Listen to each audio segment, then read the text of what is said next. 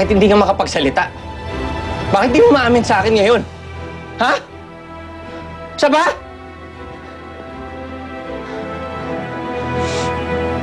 Ito ginawa mo sa akin, ha? Pati ako. Mama, pati ako niloko mo eh. Buong buhay ko pininiwala mo kung isang Braganza. Pinangkin mo sa akin yung buhay na hindi para sa akin. Ano mo ang nararamdaman ko ngayon, mga?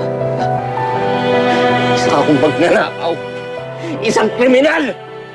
Kriminal sa loob ng katawan ni Teo Braganza! Oo. Naamin ko. Pero kung hindi ko ginawa yun, ano sa tingin mo buhay meron ka ngayon? Nakapag-aral ka kaya sa magandang paaralan?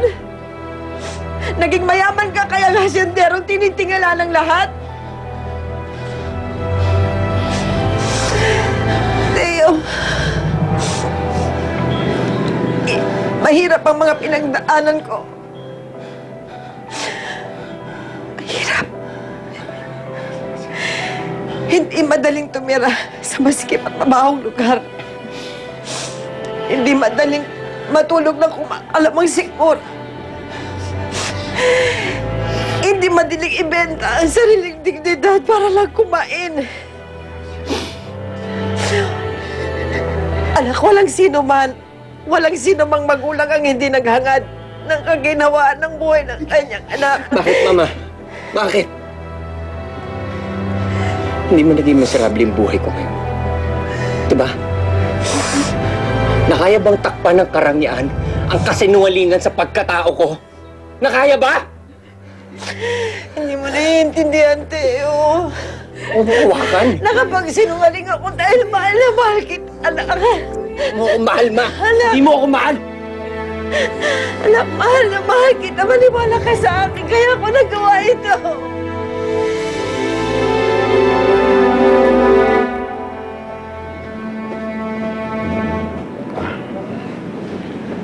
Mr. Arden, nag-abala pa kayo. Pwede naman tayo mag-usap kahit saan.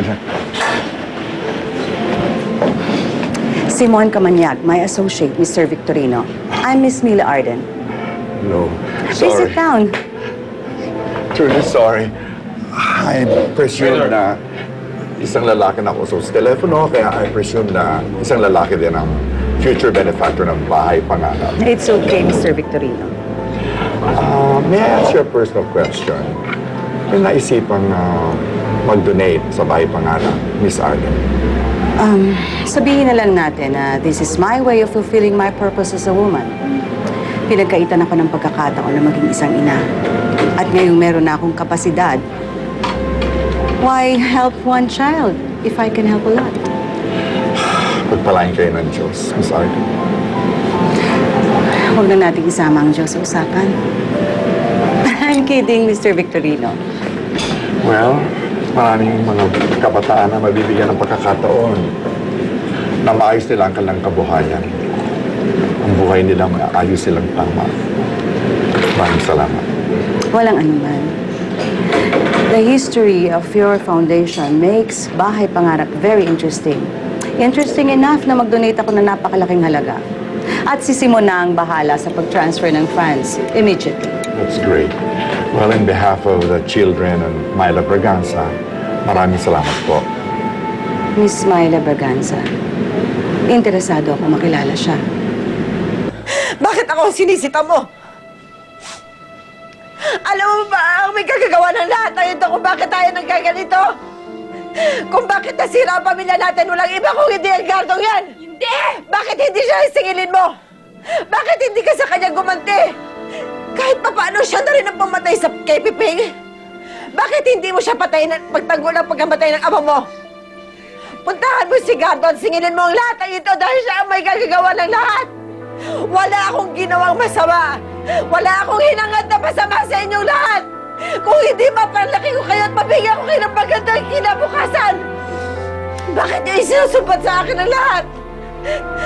Si Gardo ang puntahan mo! Siya ang patayin mo! Para ba kay Pipi? O para sa sarili mong kapakanan?